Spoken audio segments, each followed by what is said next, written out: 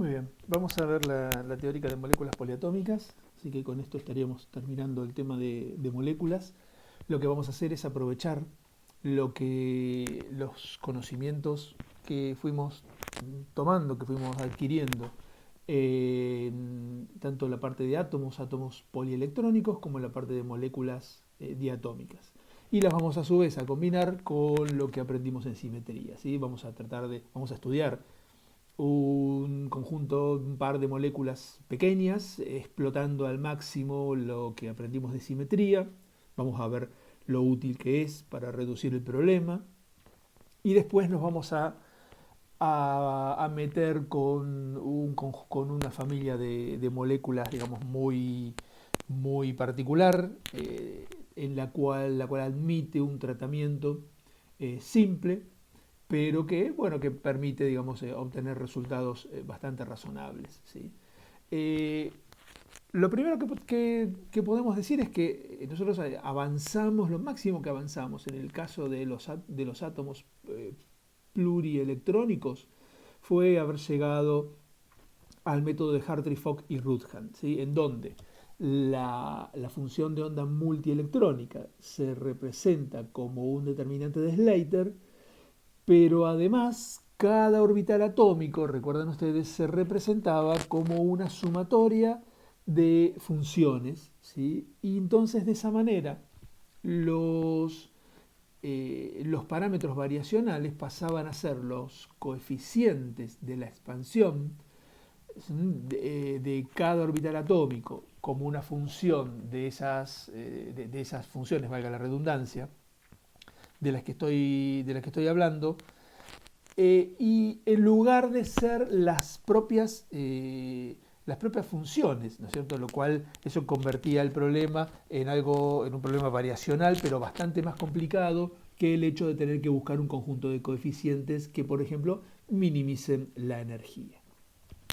Ahora no tenemos orbitales atómicos, sino que vamos a tener orbitales moleculares, pero no importa, porque lo que vamos a poder utilizar va a ser la aproximación que ya vimos para moléculas diatómicas, que era la de orbitales moleculares como una combinación lineal de orbitales atómicos, ¿sí? Entonces, en resumen, el estudio de las moléculas poliatómicas se hace siempre en el marco de la aproximación de Bohr-Oppenheimer, ¿sí? Es decir, que nosotros separamos el movimiento nuclear del movimiento electrónico. El método para tratar la parte electrónica del problema es el método de Hartree-Fock-Rutherford, y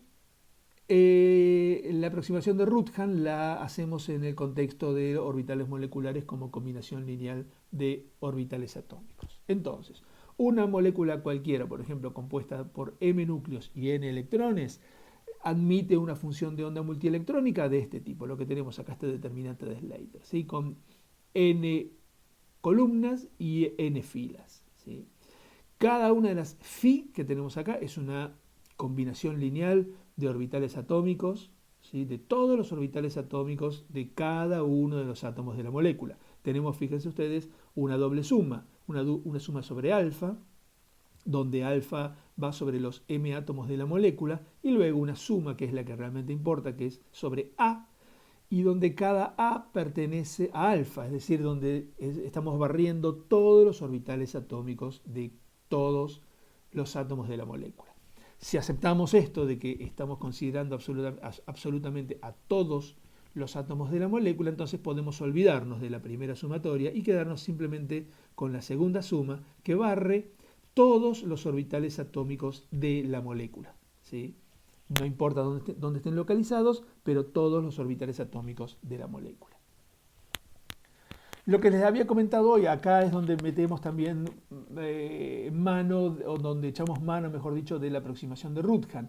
Y vamos a representar a cada orbital atómico como una combinación lineal de funciones, ¿sí? Donde estas funciones tienen la particularidad de que son elegidas a priori, ¿sí? Pueden haber sido optimizadas, ¿sí? Siguiendo, por ejemplo, alguna línea de trabajo en particular. Generalmente lo que se hace es optimizar la energía de los átomos, ¿sí? Buscar coeficientes, estos coeficientes A, tal que minimicen la energía de un átomo particular. Se fija la forma matemática de estas funciones, de estas chi, ¿sí? No nos vamos a meter demasiado en esto porque, bueno, a esta altura no nos interesa tanto. Pero bueno, lo que sí les quiero decir es que estas funciones, las chi, ya tienen una forma matemática bien definida y los parámetros variacionales son estos coeficientes A. Lo que pasa es que ahora estos A no van a ser totalmente independientes, porque fíjense, si nosotros tenemos un orbital molecular, que es una combinación lineal de orbitales atómicos, los psi sub A con cada uno con su coeficiente, C sub A de el orbital molecular I. Y a su vez, cada orbital atómico lo representamos como una sumatoria sobre nu de estas funciones chi, me aparece un doble coeficiente, ¿sí? Coeficientes A que provienen de representar a los orbitales atómicos como una combinación lineal de funciones conocidas a priori, y los coeficientes C que provienen de representar a los orbitales moleculares como combinación lineal de los orbitales atómicos. Yo puedo construir un nuevo coeficiente, C', por ejemplo, la prima no tiene nada que ver con la derivación, y quedarme entonces con las funciones chi multiplicadas por estos nuevos coeficientes C' para representar a los orbitales moleculares. Fíjense que es interesante esta aproximación, porque si comparamos esta ecuación que tenemos acá, la última a la que llegué en esta diapositiva, con la primera que tenemos en la diapositiva, la forma es similar en el sentido que tenemos una función de onda, atómica en un caso, molecular en el otro, que depende de una sumatoria de funciones chi que yo conozco a priori. ¿Y qué es lo que no conozco? Los coeficientes de la combinación lineal. Entonces, todo el problema se reduce a encontrar los coeficientes que minimicen, ¿sí?, el problema variacional que estamos tratando. El tamaño del determinante que vamos a diagonalizar va a venir dado por el tamaño del conjunto base chi, ¿sí?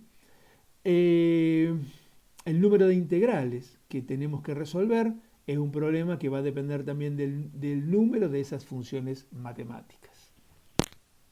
Bien. Vamos a quedarnos entonces con una aproximación OM por CLOA un poco más pura, ¿sí?, en donde no nos vamos a meter con esas funciones chi, sino simplemente que, como vamos a hacer un tratamiento súper cualitativo, los orbitales moleculares los podemos representar como una combinación lineal de orbitales atómicos, sin tener en cuenta cómo representamos a esos orbitales atómicos. Y lo único que nos va a interesar de esos orbitales atómicos es cómo se transforman por las operaciones de simetría del grupo puntual al que pertenecen las moléculas que vamos a considerar. Vamos a considerar la molécula de agua y vamos a considerar después la molécula de amoníaco. Fíjense, vamos a considerar la molécula de agua. La molécula de agua sabemos que pertenece al grupo puntual C2b, ¿en dónde?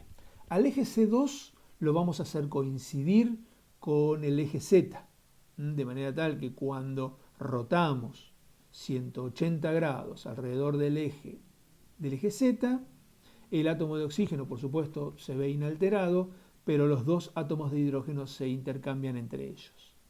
El plano de la molécula va a ser el IZ, es decir, que al segundo eje en el plano lo vamos a simbolizar como I, y por supuesto el eje X va a quedar perpendicular al plano de la diapositiva.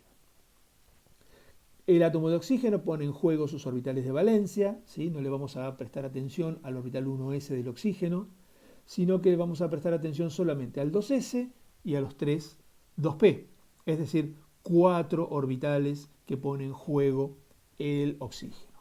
Cada átomo de hidrógeno pone en juego su 1s, es decir, que vamos a tener un problema con un tamaño original de 6×6, ¿sí? Entonces, vamos a ver cómo nos ayuda la simetría para reducir el problema de 6×6, ¿sí? Fíjense, nosotros podemos trabajar con la tabla de caracteres, ¿sí?, al lado, y plantearnos o ver cómo se transforman los orbitales atómicos del oxígeno por un lado y los 1s de los hidrógenos por el otro, ¿sí? Los del oxígeno es relativamente sencillo porque tenemos que tomar simplemente la tabla de caracteres del grupo C2b, nos vamos a las dos columnas que quedan bien a la derecha y ver la función S y las funciones X, Y y Z según qué especies de simetría se transforman. Y lo que vamos a ver es que el orbital S y el orbital pz, o la función z, si ustedes quieren, se transforma según la especie totalmente simétrica. Perdón. Mientras que la función x se transforma según la B1 y la función y se transforma según la B2. Tenemos dos maneras de combinar los orbitales 1s de los átomos de hidrógeno. Una es con el mismo signo. Eso significa que por más que hagamos cualquier operación de simetría y los intercambiemos, no vamos a cambiar la forma de esta combinación. La combinación va a seguir siendo siempre la misma, ¿sí? Gracias al signo más que hace que sume los dos orbitales s. Por lo tanto, la suma de los dos orbitales s tiene que formar base para la totalmente simétrica. La segunda posibilidad es restarlos a los orbitales 1s. Al restarlos, ya obviamente que dejan de pertenecer a la totalmente simétrica, se hace menos 1 cuando yo giro con respecto al 180 grados con respecto al eje C2, también van a, digamos, reflejarse e intercambiarse cuando refleje a través del plano XZ y van a permanecer inalterados cuando reflejemos según el plano YZ. Eso nos indica que tiene que formar base para la B2, para la especie de simetría B2. Esto significa entonces que el problema original de 6×6 va a quedar dividido en uno de 3×3 de simetría A1, donde forman base el 2s y el 2pz del oxígeno y la combinación con el signo más de los dos orbitales 1s de los hidrógenos. Un determinante también más pequeño de 2×2 de simetría B2, en donde está el Pi y el 1SA menos el 1SB. Y finalmente, un determinante que, bueno, que no es un determinante, es simplemente algo de 1 por 1, de la especie de simetría B1, en donde está el orbital PX del oxígeno, ¿sí? Si recordamos que el plano de la molécula es el IZ, esto significa que el orbital PX es perpendicular al plano de la molécula. Esto se relaciona con el famoso par libre del átomo de oxígeno, ¿sí?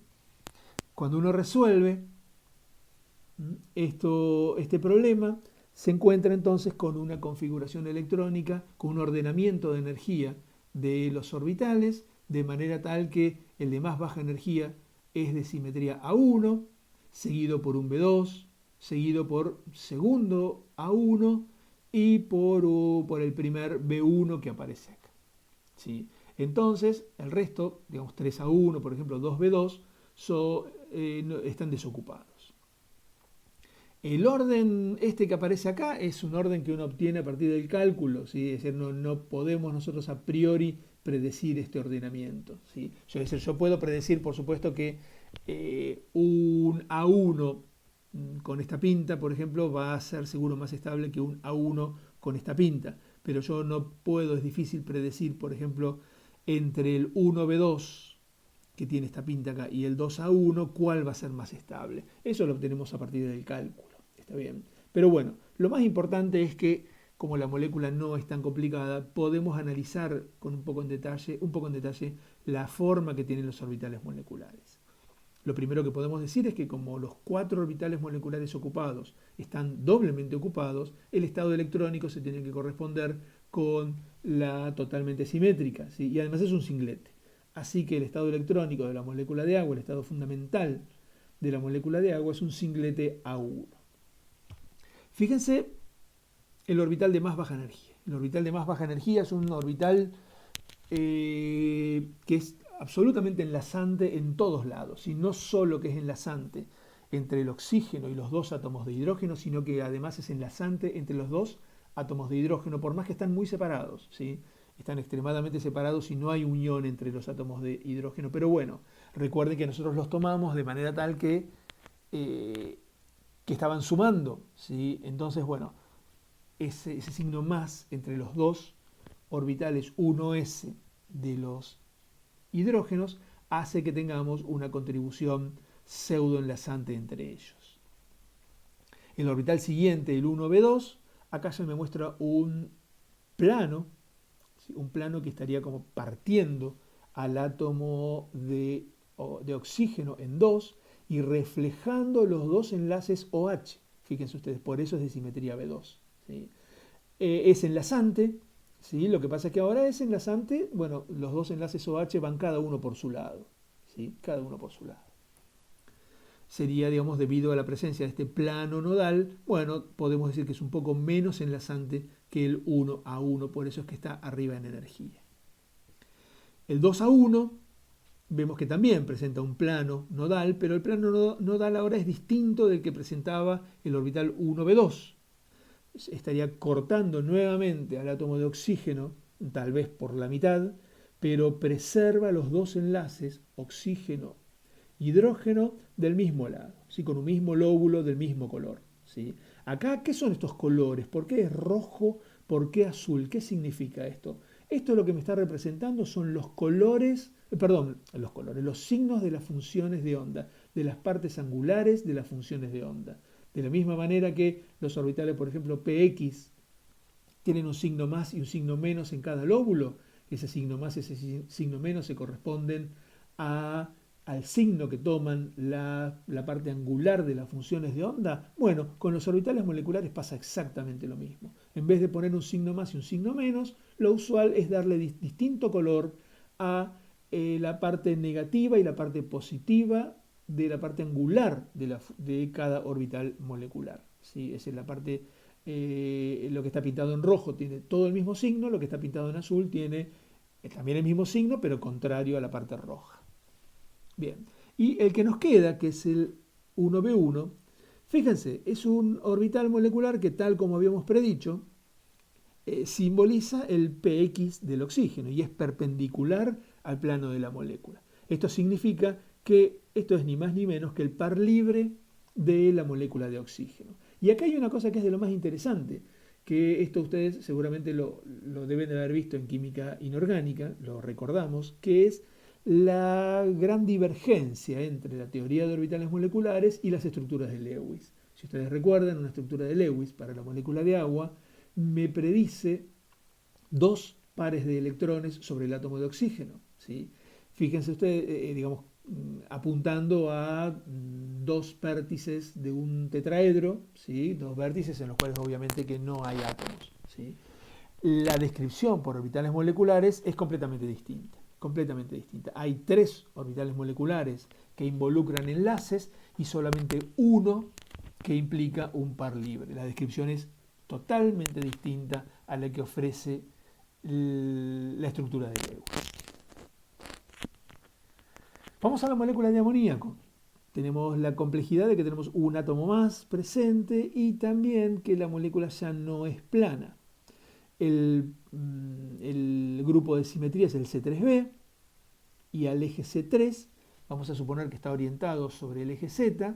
El eje Z pasa por el nitrógeno y pasa por el centro del triángulo formado por los tres átomos de hidrógeno. ¿Sí? Un triángulo equilátero, la proyección de un triángulo equilátero formado por los tres átomos de hidrógeno. Similarmente a como vimos en la molécula del agua, el nitrógeno pone en juego sus orbitales atómicos 2s y los tres 2p, y cada átomo de hidrógeno pone en juego el 1s. Es decir, que en total vamos a tener un problema de 7 por 7. ¿Sí? Entonces, si aplicamos nuevamente teoría de grupos, aplicamos los operadores de proyección correspondientes, vamos a ver que vamos a tener solamente dos especies de simetría para las cuales forman base los orbitales atómicos de los átomos que conforman la molécula de amoníaco. Las especies de simetría son la totalmente simétrica y la doblemente degenerada E. Fíjense que para la totalmente simétrica tenemos el orbital 2s y el 2pz del nitrógeno y tenemos una combinación de los tres orbitales 1s de los hidrógenos de manera tal que los tres están sumados, ¿sí? No es para asombrarse este resultado, es lo que uno debería esperar siendo la especie de simetría la totalmente simétrica. En cambio, en la especie doblemente degenerada con degeneración 2, la E, tenemos al px y al pi del nitrógeno y fíjense las combinaciones que tenemos de los orbitales 1s de los hidrógenos. Tenemos dos veces el 1sa menos el 1sb menos el 1ss. Y tenemos finalmente 1sb menos 1ss. Recuerden que las tres combinaciones lineales que nosotros formamos de orbitales 1s tienen que ser ortogonales entre sí. No importa que incluso hasta que se crucen en cuanto que pertenezcan a diferentes especies de simetría, tienen que ser igualmente ortogonales entre sí. ¿Esto qué significa entonces? Que el problema original de 7 por 7 se va a reducir a uno de 3 por 3 de simetría A1 y a otro de 4 por 4 de simetría E. Con una particularidad, el de 4 por 4 vamos a tener por supuesto 4 raíces, ¿sí? 4 autovalores, pero esos 4 autovalores van a estar degenerados de a pares.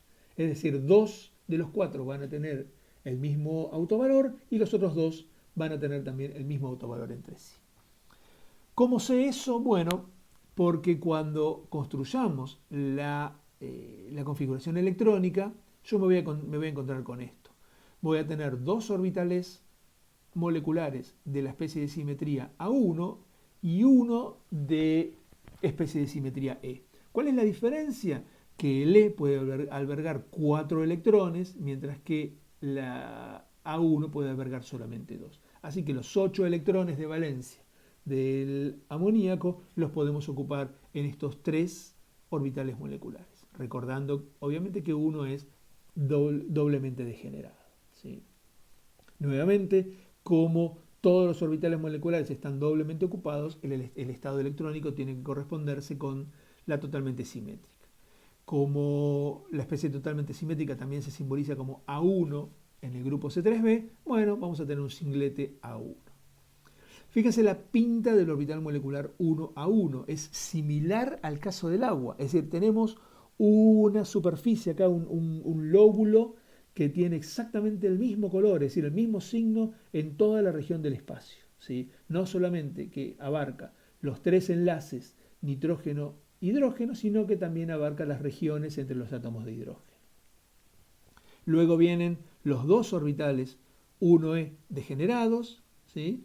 Acá por ahí, bueno, no es tan fácil ver la equivalencia entre los dos, pero si uno mira la energía que tienen estos dos orbitales moleculares, la energía es exactamente la misma. Por eso es que si dibujáramos un diagrama de orbitales moleculares, pondríamos a los dos en la misma línea y pondríamos 2 electrones en cada uno de ellos. Por eso es que la ocupación del 1e es de 4 electrones en lugar de 2.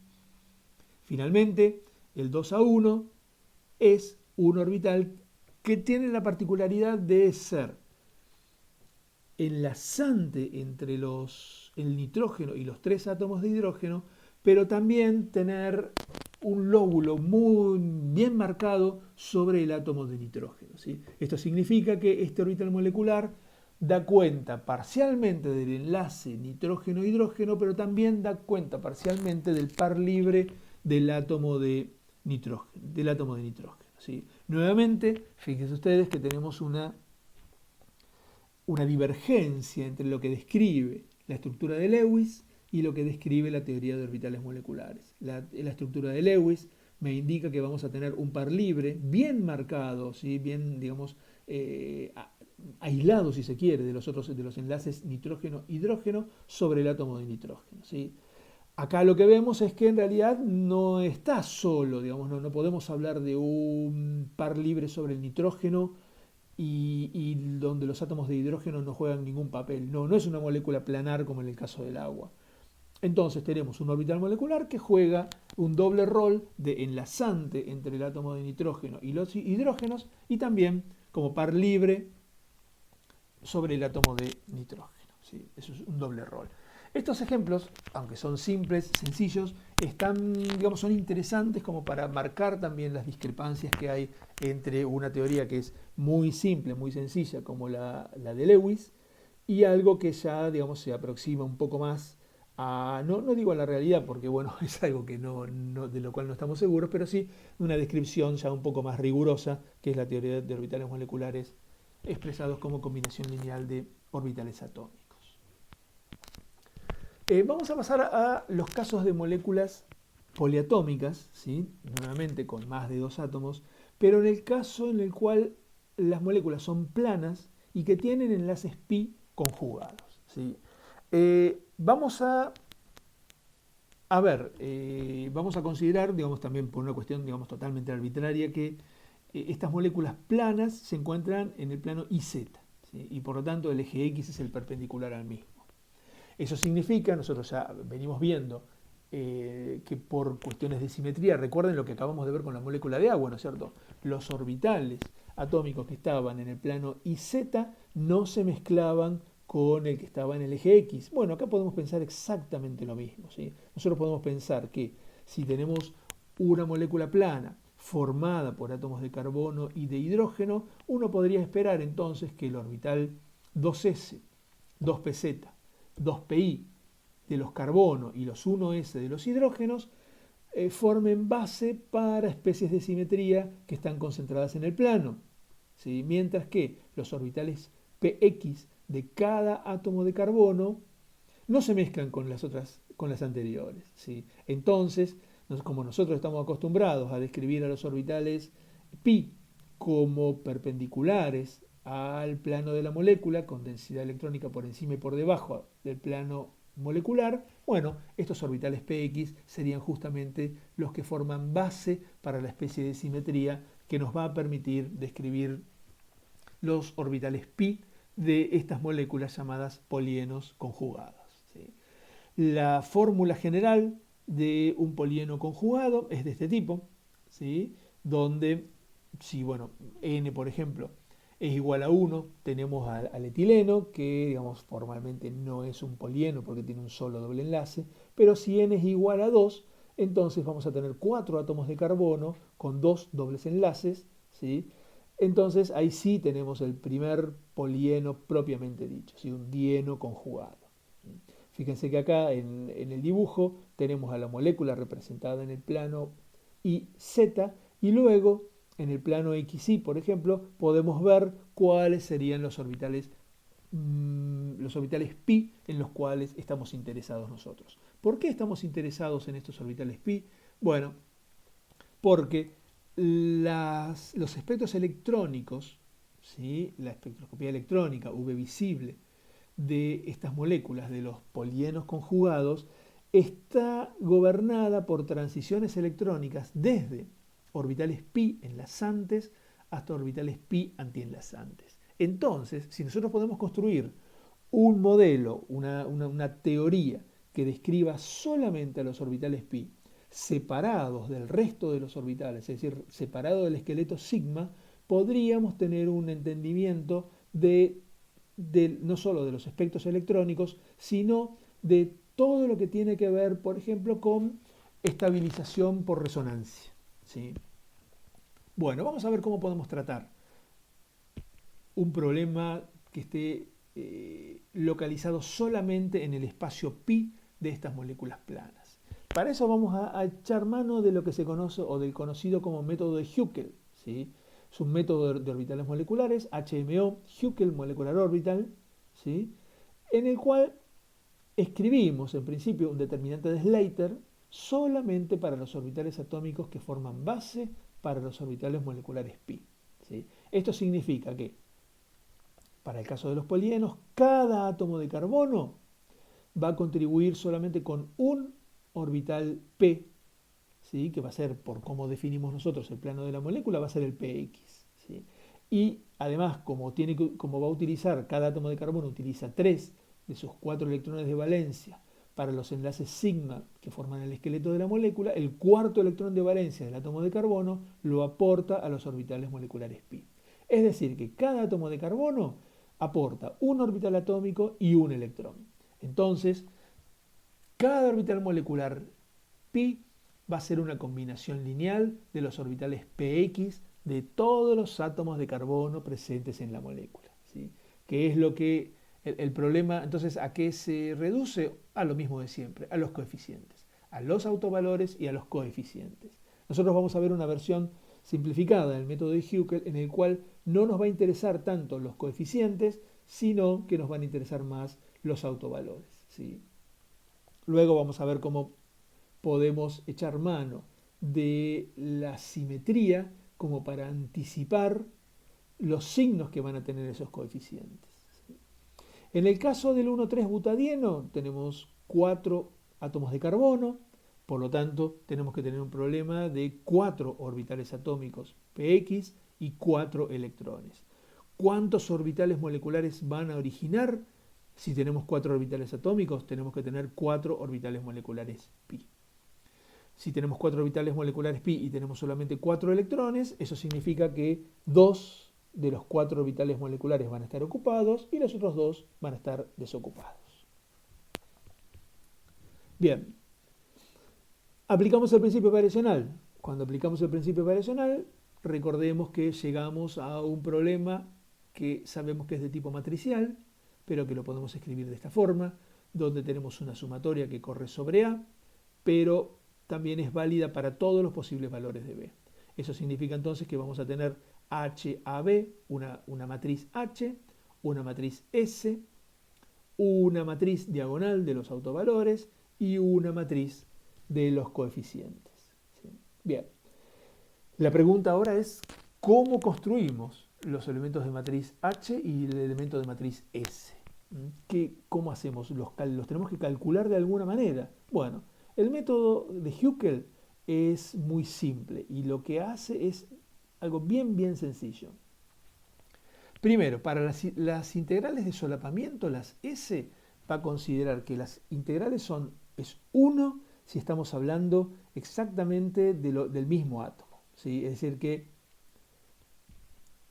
S a B va a valer 1 solamente cuando A es igual a B. ¿Sí? Cuando A es distinto de B, es 0. Es decir que directamente vamos a considerar que los orbitales atómicos px son ortogonales, ¿sí? o mejor dicho, ortonormales. Van a ser normalizados a 1 cuando están sobre el mismo átomo y la integral va a ser igual a 0 cuando hablamos de dos orbitales px localizados en átomos diferentes. ¿Qué pasa con la integral del hamiltoniano? Ahora la cosa es un poco más interesante. Acá distinguimos dos posibilidades. Cuando hablamos exactamente del mismo átomo, cuando los orbitales px están localizados en el mismo átomo, es decir, que en realidad es el mismo orbital px, entonces le asignamos un parámetro alfa, ¿sí? Que a priori no tenemos idea cuánto es, ¿sí? Pero bueno, le asignamos un valor alfa.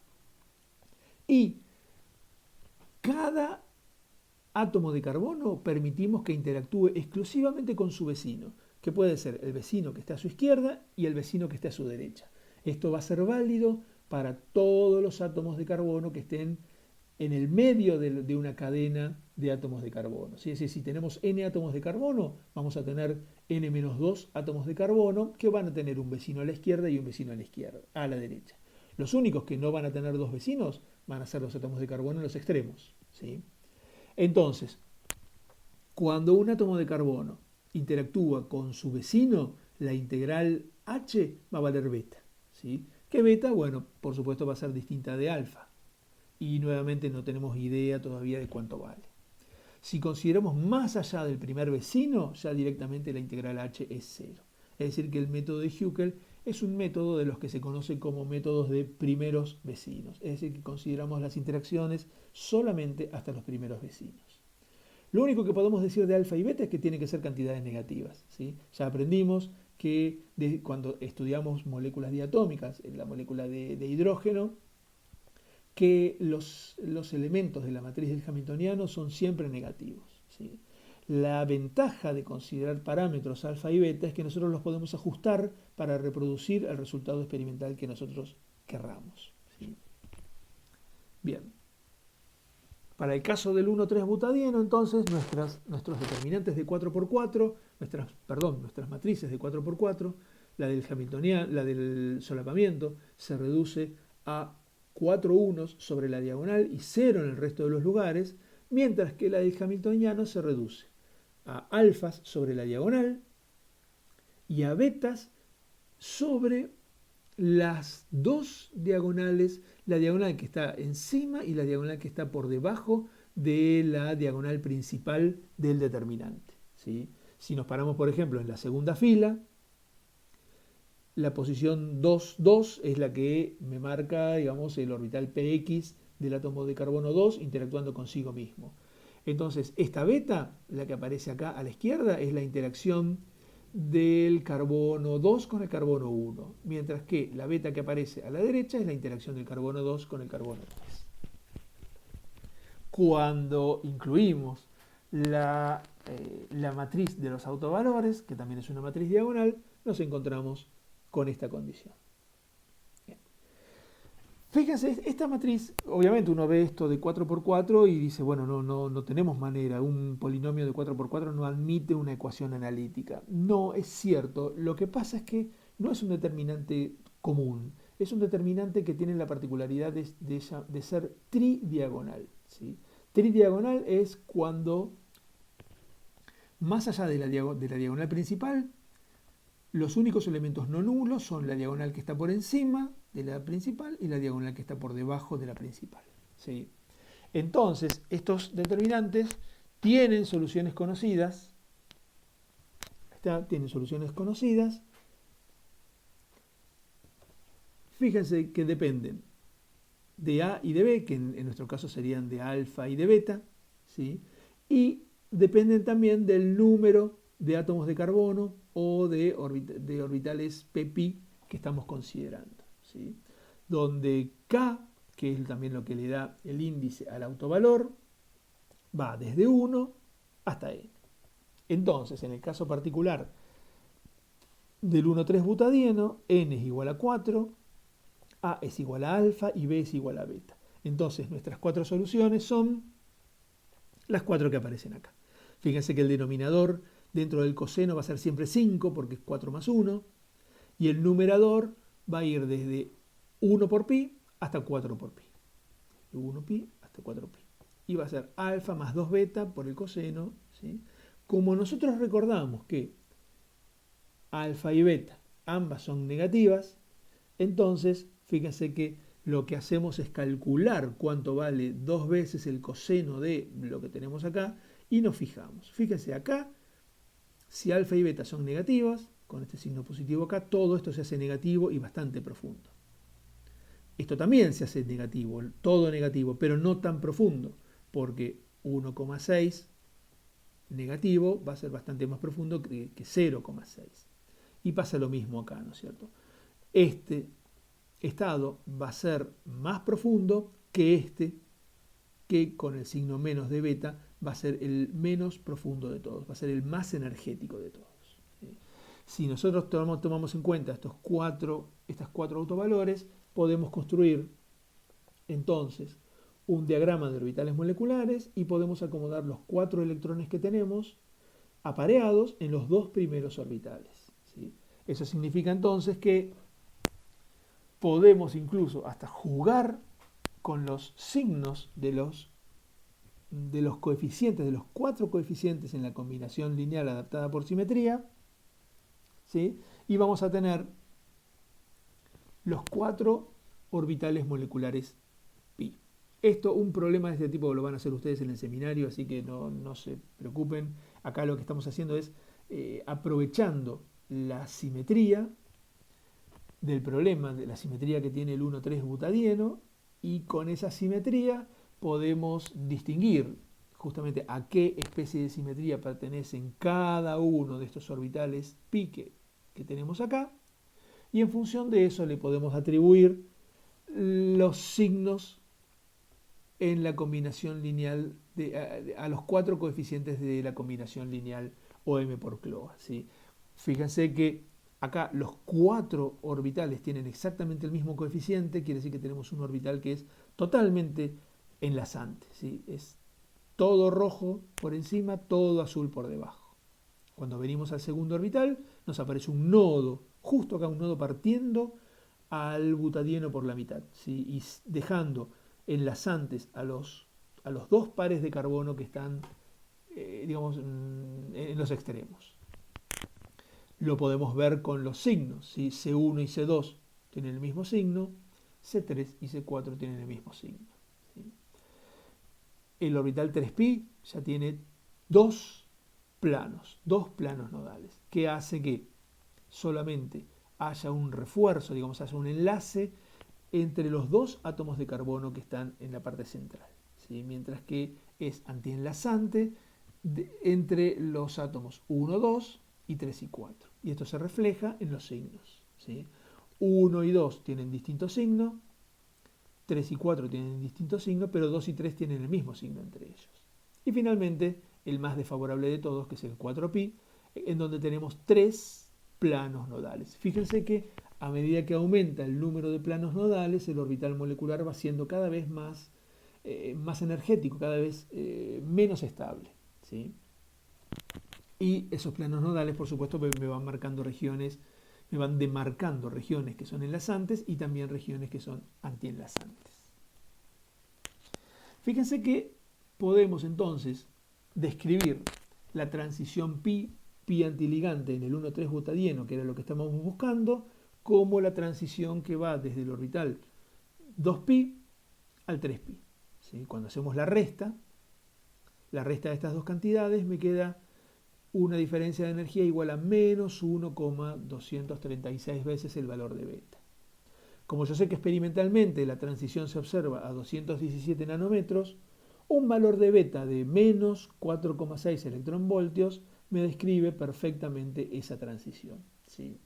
El problema es que, bueno, ese menos 4,6 electronvoltios no tiene en principio ningún asidero, ¿no es cierto? Simplemente es una cuestión, digamos, de ajuste. Nada más y nada menos que eso. Podemos pensar también, ya que estamos hablando de esto, digamos, del máximo de absorción en una serie de polienos, podemos observar lo que se llama el desplazamiento batocrómico, que significa que el máximo de la absorción de radiación se desplaza hacia longitudes de onda mayores a medida que aumenta el número de dobles enlaces conjugados. Fíjense que pasamos de 4 átomos de carbono, acá tenemos 2 enlaces conjugados, a 6 átomos de carbono, con 3 enlaces conjugados, 8 átomos de carbono, 4 enlaces conjugados, 10 átomos de carbono, 5 enlaces conjugados, y el máximo de la absorción se va corriendo cada vez más hacia, digamos, tratando de entrar en el visible, ¿sí? Fíjense que acá estamos en el ultravioleta, ¿no es cierto? Es decir, para entrar en el visible tenemos que caer más o menos en los 400 nanómetros. Así que en principio estos compuestos son incoloros, ¿sí? No deberíamos observar ninguna coloración nosotros. Si recordamos cuál era la expresión para los autovalores, entonces, si tenemos un sistema con n átomos de carbono, de manera tal que el último orbital ocupado tiene que ser el n-2, el n sobre 2, ¿sí? Recuerden el 1,3-butadieno.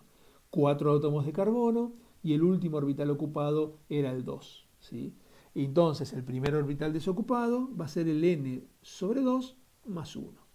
Eso significa entonces que podemos escribir estas expresiones para la energía del último orbital ocupado y para la energía del primer orbital desocupado.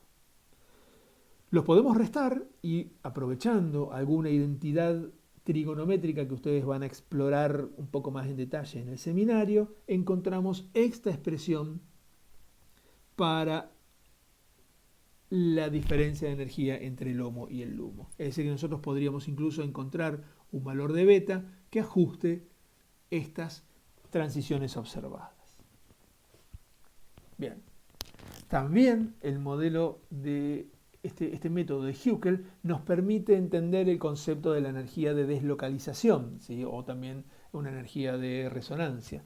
Fíjense, la energía electrónica del 1,3-butadieno, según el método de Huckel, es 2 veces el primer autovalor más 2 veces el segundo autovalor, es decir, el autovalor del orbital 1pi más el autovalor del orbital 2pi. El 2 viene por la ocupación electrónica, por supuesto.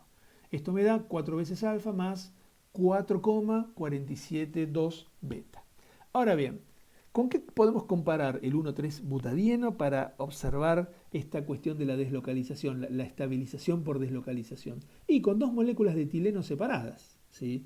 Es decir, es como si yo viniera con una tijera y cortara el enlace entre el carbono 2 y el carbono 3 por la mitad. Me quedan dos moléculas de etileno. Las moléculas de etileno que tienen solamente un par libre, un orbital pi, la energía va a ser 2 epsilon de un pi por un lado y 2 epsilon de un pi por el otro. Eso me va a dar 4 alfa más 4 beta. Por lo tanto, la energía de la deslocalización para el 1,3-butadieno va a ser la diferencia entre esta energía que está acá y la energía de dos moléculas de etileno separadas. Es decir, que vamos a tener como energía de deslocalización 0,47 por el valor de beta. Bien. Fíjense que la energía de deslocalización medida para el caso del butadieno es de 0,33 electronvoltios. Eso significa que yo debería elegir un valor de 0,7 electronvoltios para beta, ¿sí? O menos 0,7 electronvoltios para beta. Fíjense entonces, acá se ve, digamos, la ventaja, pero también la desventaja de este tipo de métodos semiempíricos, en el sentido que estos parámetros alfa y beta se toman justamente como eso, como parámetros empíricos, de manera tal de que el cálculo ajuste a lo que se observa experimentalmente. El ajuste puede ser muy bueno, pero yo necesitaba un valor del orden de 4,6 electronvoltios para describir una transición electrónica. Y ahora necesito un valor de 0,7 para poder describir una energía de deslocalización.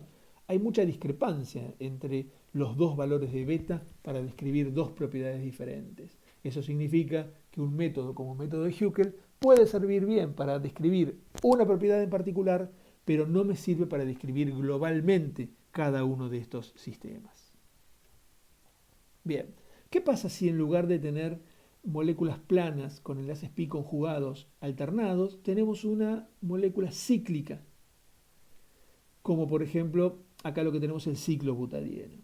En este caso, lo único que va a cambiar es que ahora en el determinante todos los átomos de carbono, absolutamente todos, van a tener un vecino a la izquierda y un vecino a la derecha. ¿Sí? Ya no tenemos esa diferenciación entre los dos átomos de carbono terminales y los n-2 átomos de carbono que quedaban en el medio. Entonces, ¿en qué cambia el método de Huckel?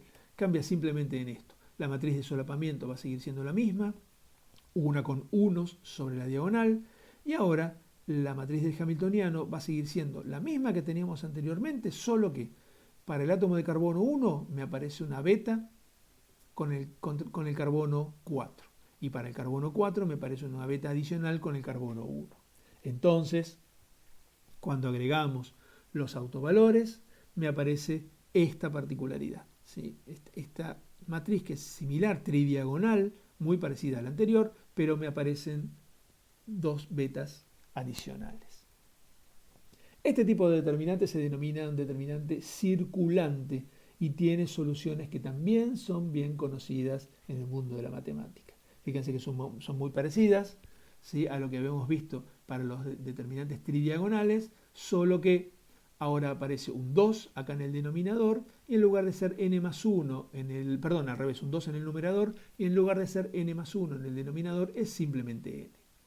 Eso hace que muchos de los autovalores terminen con la misma energía. Fíjense, en el caso del ciclobutadieno, n es igual a 4, A es igual a alfa y B es igual a beta. Exactamente lo mismo que teníamos en el 1,3-butadieno.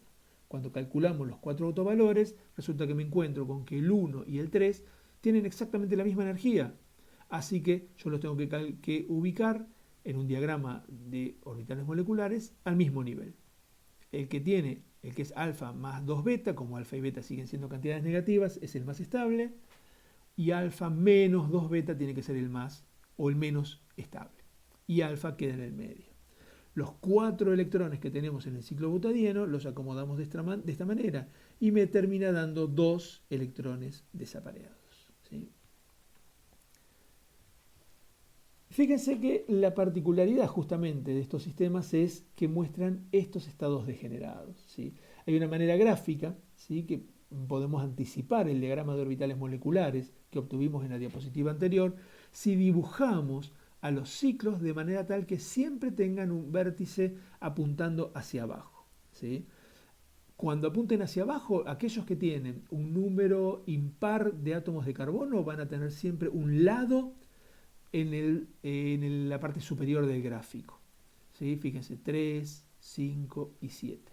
Pero aquellos que tienen un número par de átomos de carbono van a tener también un vértice en la parte superior. Fíjense, 4, 6 y 8. Entonces, vamos a dibujar un estado, perdón, un autovalor para cada vértice que encontramos en el dibujo. En el caso de este ciclotrieno, lo que vamos a encontrar es un ciclopropano, ¿no? Un ciclotrieno, cualquier cosa. Un ciclopropano, lo que vamos a encontrar es un estado donde está este vértice, y acá tenemos que dibujar dos estados degenerados. En el caso del ciclobutadieno, vamos a tener un estado acá abajo, un solo estado acá arriba, pero acá hay dos vértices que están a la misma altura, por lo tanto vamos a tener dos estados que están degenerados. Y hacemos exactamente lo mismo con todos los casos. Fíjense ustedes que toda vez que hay dos vértices en la misma línea, tenemos que dibujar dos estados. Y cuando hay un solo vértice, dibujamos un solo estado. Esto es interesante porque entonces, fíjense que lo que sí podemos observar es que el estado de menor energía siempre va a ser no degenerado y por lo tanto va a tener dos electrones. El asunto es que ¿cómo ocupamos los estados superiores que son degenerados? Los estados superiores van a ser los únicos casos en donde se pueden completar, van a ser cuando tengamos 6 átomos de carbono, 10 átomos de carbono, 14 átomos de carbono. Si ustedes se fijan, el número de electrones pi entonces va a ser igual a, si tenemos 6 átomos de carbono, tenemos 6 electrones pi. Si tenemos 10, tenemos 10 electrones pi. Si tenemos C igual a 14, tenemos 14 electrones pi. Hay dos que siempre aparecen en el estado de más abajo. Quiere decir que entonces el resto los vamos a acomodar en los estados que están degenerados. Es decir, que podemos separar los 6, los 10 o los 14 electrones como 2 más 4, 2 más 8 o 2 más 12. ¿Sí? Esto se puede poner como 2 más 4 por n, donde n es igual a 1, a 2, etc. En vez de hablar de 2 más 4n, hablamos de 4n más 2. Y 4n más 2 es ni más ni menos que la regla de la aromaticidad de Huckel. ¿Sí? Fíjense entonces cómo es el método de Huckel el que me permite entender el 4n más 2 de la regla de Huckel. ¿Sí? Nosotros podemos anticiparlo a partir de un conocimiento del diagrama de orbitales moleculares de las moléculas cíclicas dibujadas de esta manera. ¿Sí? Y siguiendo esta convención, que vamos a dibujar tantos estados como vértices de la figura regular estén coincidiendo. Cuando tenemos solamente un vértice, habrá un solo estado. Cuando tenemos dos vértices coincidiendo, habrá dos estados. Esos dos estados, por supuesto, van a admitir 4 electrones, que podemos usar todos o no. Y después, a partir de ahí, bueno, vamos a tener un montón de posibilidades, como por ejemplo que si los estados degenerados están a medio llenar, entonces, por la regla de Hund, la molécula tiene que tener un estado fundamental triplete. El total de electrones va a ser 2 más 2, 2 más 6, 2 más 10, etcétera, etcétera, que se puede poner como una regla de tipo 4n. El ciclobutadieno es un ejemplo.